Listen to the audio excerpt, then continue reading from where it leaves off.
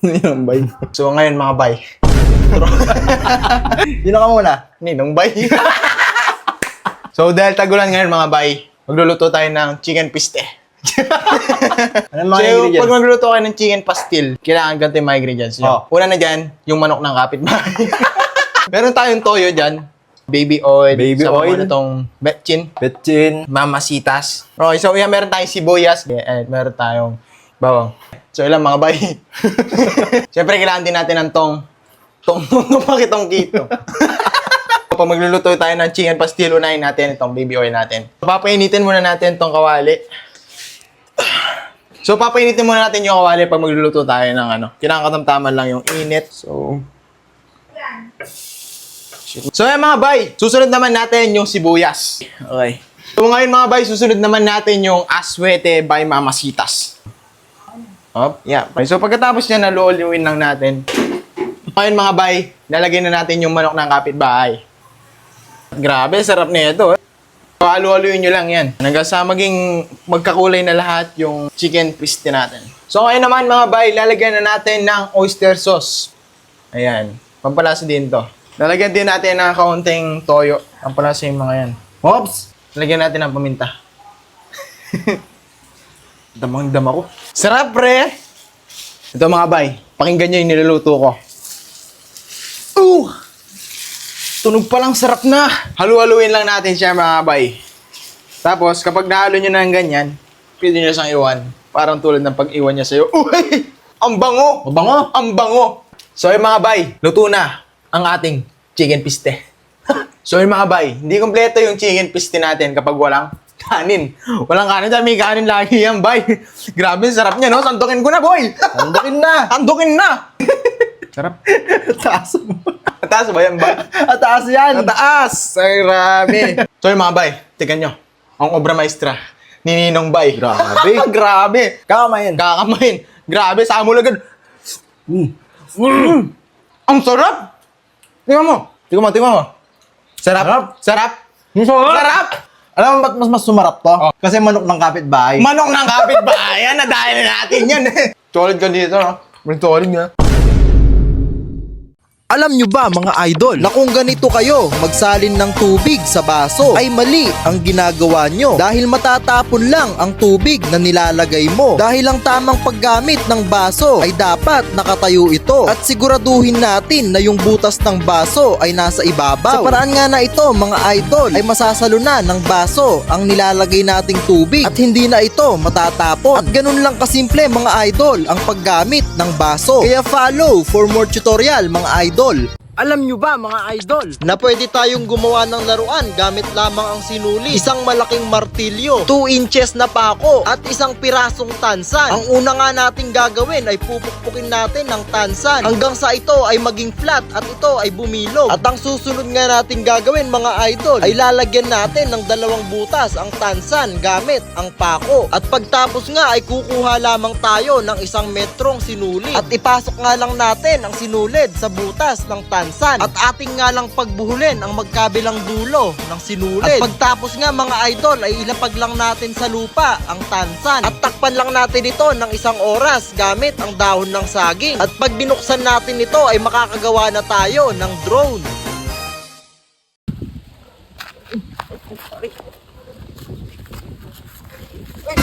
Ay, hindi po.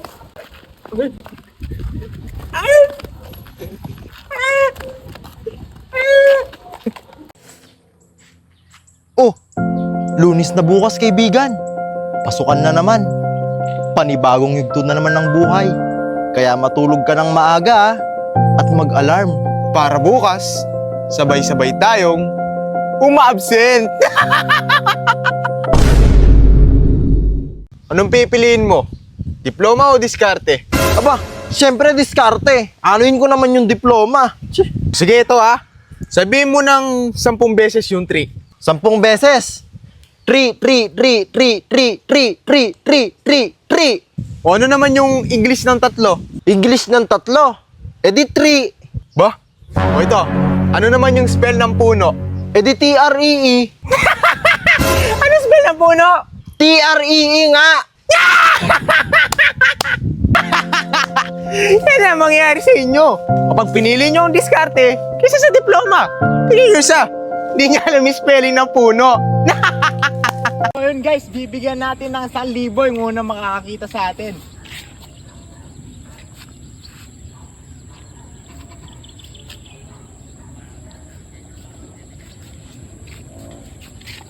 Vlogger yata.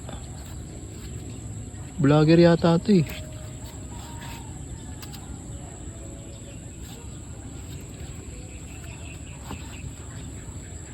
Ganito ang sasabihin mo sa kausap mo na mabaho ang bibig niya nang hindi siya nasasaktan. Nag-exam kami kanina, nahuling kaklase ko, nangongopya. Binato siya ng tinelas, tapos minalabas niya. Boy, yung bibig mo amoy makata. Ay, syempre boy, amoy makata talaga yung bibig ko. Syempre, idol ko sa Jose Rizal eh. Kaya pala amoy makata yung bibig mo eh. Amoy makata talaga to boy. At pinagmamalaki ko yan. O di ba? Amoy makata ang bibig niya. Makata in English is poet. Amoy puwet ang bibig niya. Uy, tingnan mo, may nakapatong. Tingnan mo. Ay, no, nakapatong. Tingnan ka diretso. Tingnan mo kasi yung kamay ko. Kung saan nakaturo. Ayan, no. Nakapatong yan, no. Wala naman nakapatong eh. Tingnan mo kasi. Tingnan mo. Oh, diretso. Oh, ayan. Nakapatong. Ayan, no. Asan nakapatong? Nakapatong. Nakapatong. Tingnan mo yung tao. Tingnan mo yung tao. Saan? Nagabang ng taxi. Tao, nagabang ng taxi. Ayan. Oh, Hanapin mo. Asan? Hanapin mo. Wala naman. Paano nagabang ng taxi? Wala. Saka makitang ganun. Hanapin mo. Yung tao Wala, nagabang wala. ng taxi. Tignan mo Wala kasi. nga eh. Tingnan mo. Wala naman, oh. Asan? Oh. Wala na. Nakasakay na. Ang tagal mo eh.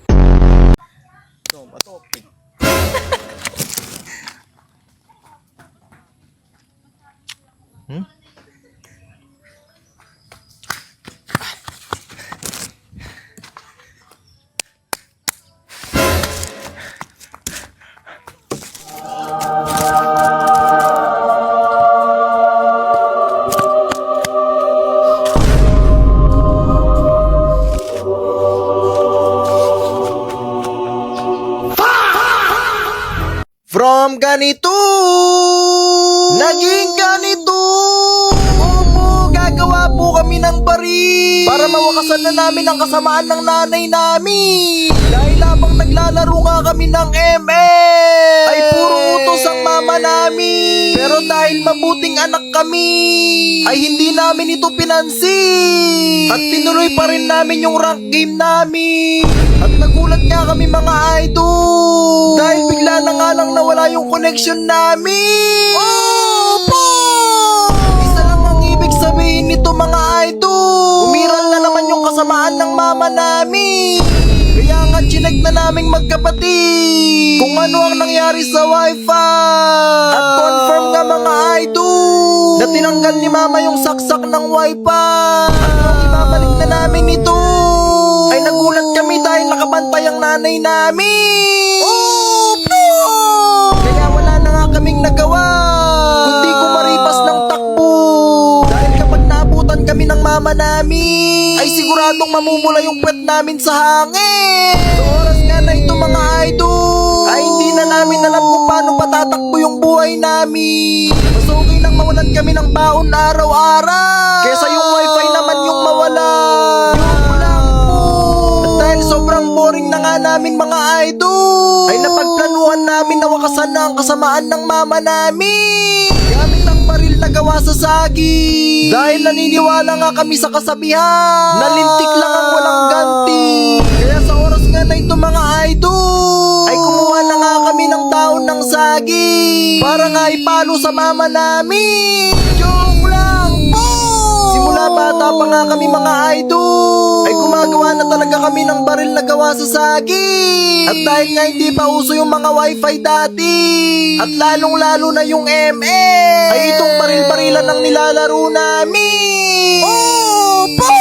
Dalawang baril nga pala yung gagawin namin dito mga idol, dahil nga magtutulungan kaming magkapatid na pabagsakin ang kasamaan ng mama namin. AK-47 nga pala yung gagawin ko dito, at sniper naman yung sa kapatid ko. Kaya kung gusto nyong matutunan na gumawa ng baril na gawa sa sagi, ay hindi namin ito ituturo sa inyo. At sa mga oras nga na ito mga idol, ay nagawa na namin yung baril na gawa sa sagi. Oh!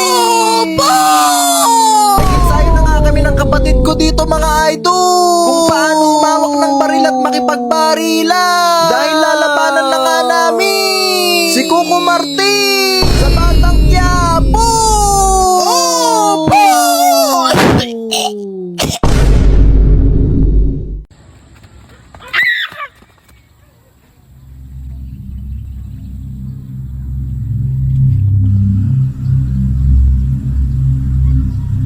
Why you so obsessed with me?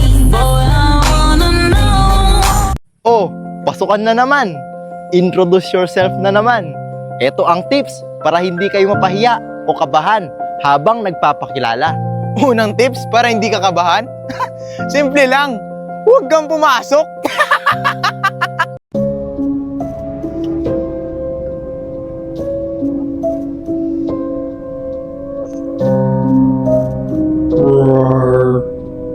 From ganito, naging ganito. Opo, magbibilad po kami ng palay. Dahil kakatapos nga lang ng ulan. At umaraw na naman dito sa amin. Kaya naisipan naming magkapatid. Nasuotin na yung pangmalakasang outfit namin. Para nga maibilad na namin itong 5 sakong palay na ninakaw namin kahapon. Opo! Kung napapaisip nga kayo mga idol, kung ano nga ba yung palay na sinasabi namin, huwag kayong mag-alala. Dahil napapaisip din kami. Joke lang po. Ang palay nga pala mga idol, ito nga pala yung bagong harvest na bigas. At pag naluto naman ay nagiging kanin. Opo!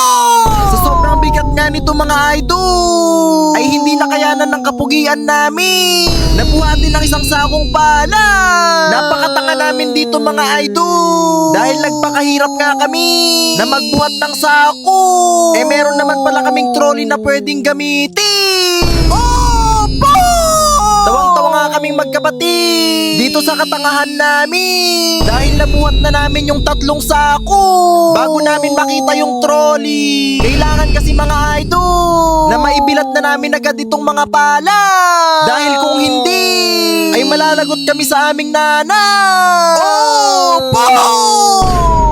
So ayan mga idol, nalagay na natin lahat ng palay dito sa kalsada. 5 sako yan ha. Ang gagawin naman natin yan next is tatanggalin natin yung mga tali. Tapos bubuhos na natin yung palay. So nakahiram na rin kami ng gagamitin namin sa pagbibilad ng palay. Tapos tignan nyo yung panahon. Di pa namin alam kung uulan. Manalangin nyo na lang guys. Kitang-kita nyo naman mga idol na sobrang pangit ng panahon ngayon. Pero wala pa rin tatalo sa kapangitan namin. Kaya bago pa umulan, ay itinompa na namin ang mga pala. Opo!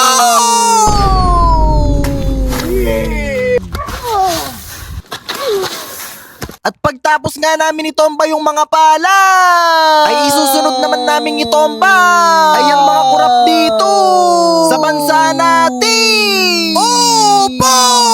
Ikinalat na nga namin dito mga idol yung mga palay na binuhos namin para agad nga itong matuyo.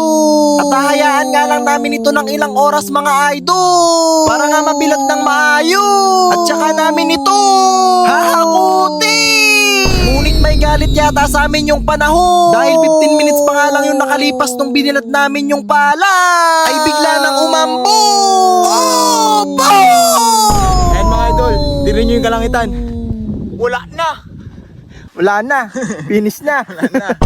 Wala na nga kaming nagawa dito mga idol, kundi hakuti yung palay na binilad namin. Dahil kung mababasa nga ito, ay mas malaking problema at mas maraming sermo yung aabutin namin kay mama. Buti na lang mga idol, ay tinulungan na kami ng mga pinsan namin na hakutin yung palay.